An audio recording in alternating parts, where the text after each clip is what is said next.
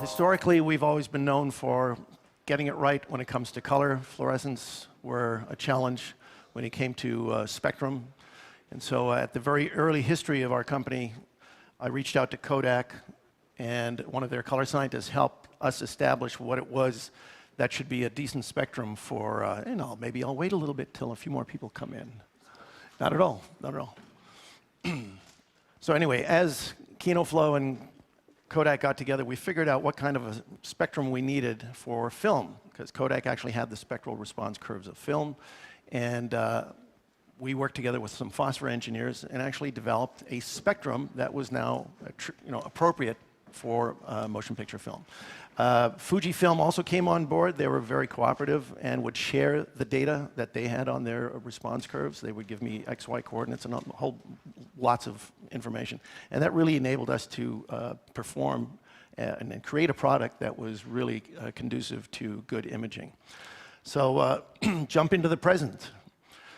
Silver halides are out, zeros and ones are in, and now it's gotten much more complex than what we had before. And when you think of it, back in the film days, Kodak took all that color science and embedded it in the emulsion.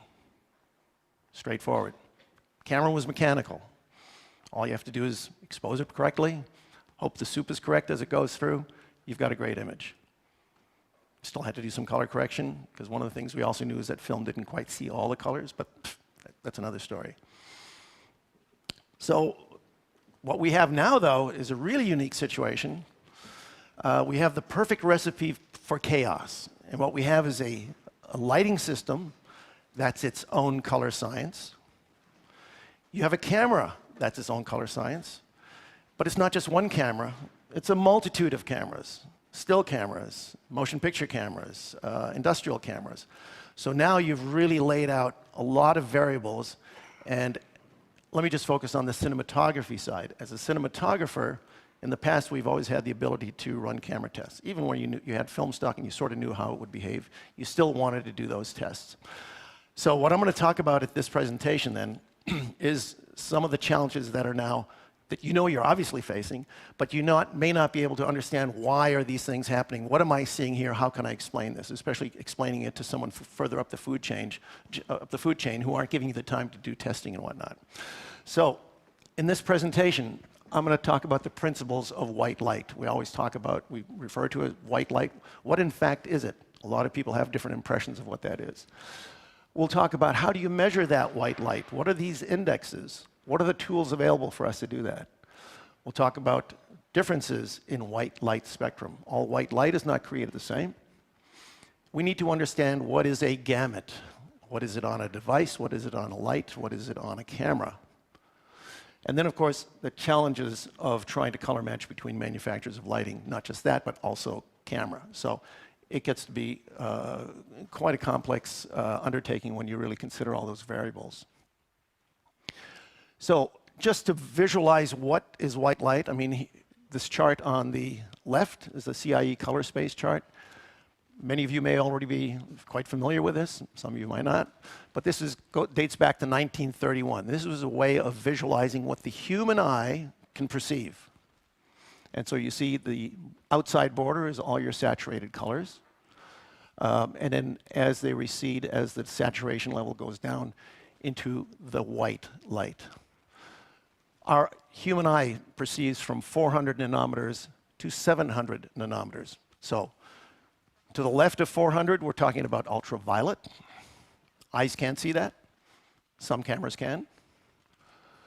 700 nanometers on to the right, IR, infrared. Eyes can't see it.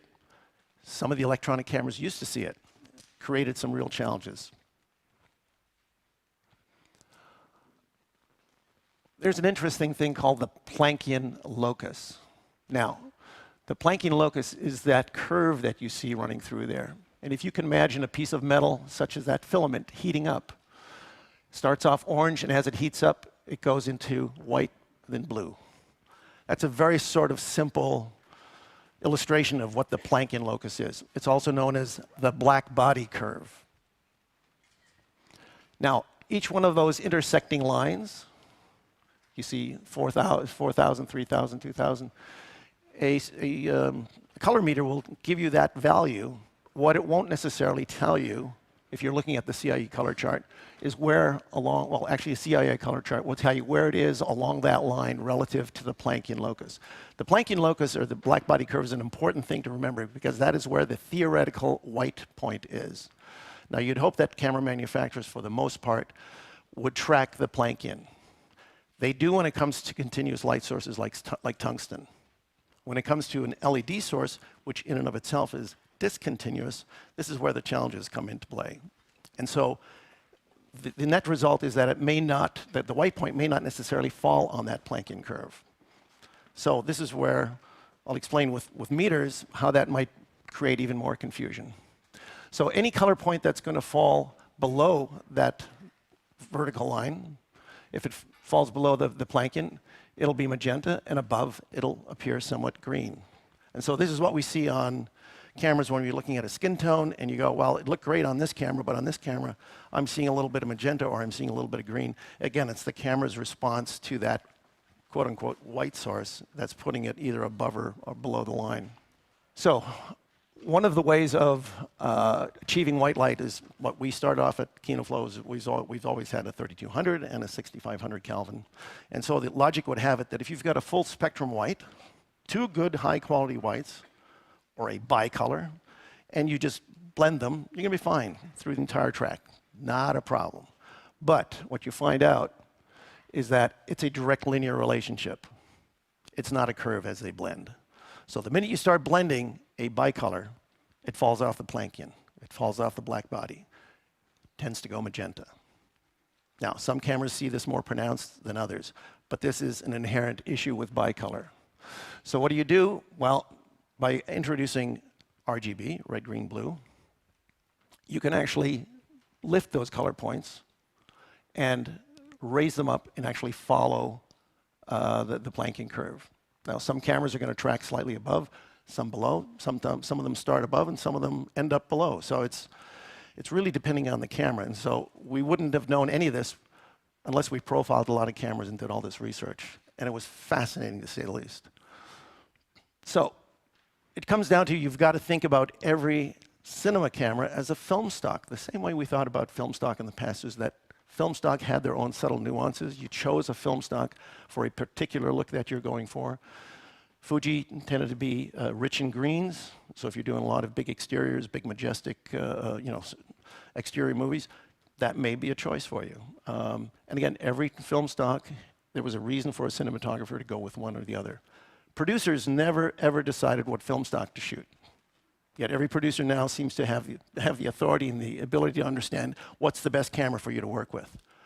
It's madness, complete madness, because you're taking the control, that creative control, away from the cinematographer. So if there are any producers in the audience, please give your cinematographer the courtesy of letting them choose the camera that they want to work with. Lights. If you go back historically through motion picture history, we're fortunate enough to work with full spectrum light for the most part of it. The only time that we weren't working with a full spectrum light was in the very early days when we had orthochromatic film. Orthochromatic film was sensitive to only blue and green light. And there they used what they call Cooper-Hewitt lamps. These were mercury vapor lamps. Very high in ultraviolet. They did real good eye damage. Unfortunately, that was surpassed rather quickly. So from there, we had tungsten, quartz, xenon arc, HMI, even the fluorescent lamp, where we say, ooh, the fluorescent lamp had a spike on it. Yes, it did, but it had more continuous spectrum than today's LED. Unusual.